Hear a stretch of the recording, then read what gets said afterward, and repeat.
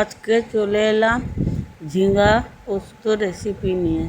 প্রথমে ঝিঙ্গাগুলোকে ছোট ছোট করে কেটে ভালো করে ধুয়ে নিয়েছি। কড়াই বসিয়ে দিয়েছি, শুকনো লঙ্কা গোটা জিরে ফোড়নে দিয়েছি, দিয়ে ভালো করে ভেজে নেব। ভাজা হয়ে গেলে কেটে রাখা ঝিঙ্গাগুলো দিয়ে দিব। ইউটিউব চ্যানেল থেকে দেখলে সাবস্ক্রাইব করে দিবেন, ফেসবুক পেজ থেকে দেখলে ফলো করে পাশে থাকবেন। এবার ভালো করে মিশিয়ে নিব। পরিমাণ মতন লবণ আর হলুদ দিয়ে দিব, দিয়ে ঢাকনা দিয়ে দিব 5 মিনিটের জন্য। বন্ধুরা, কে কোথা থেকে দেখছেন কমেন্ট করে জানাবেন, যাতে আমি ধন্যবাদ জানাতে পারি। ঝিঙ্গা পোস্ত নিরামিষ খেতে খুবই সুন্দর লাগে।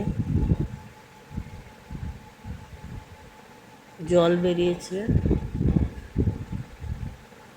দেখুন কতটা জল বেরিয়েছে। এবার আগে থেকে পোস্ত বেটে রেখেছি, ওটা দিয়ে দিলাম, দিয়ে ভালো করে ফুটিয়ে নেব।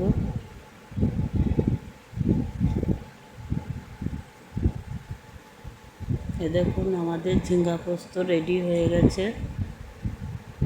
রেসিপিটি ভালো লাগলে লাইক, কমেন্ট, শেয়ার করে দিবেন বেশি বেশি করে।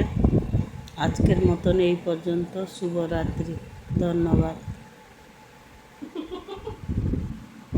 জোরে বলো, গলা দিয়ে আওয়াজ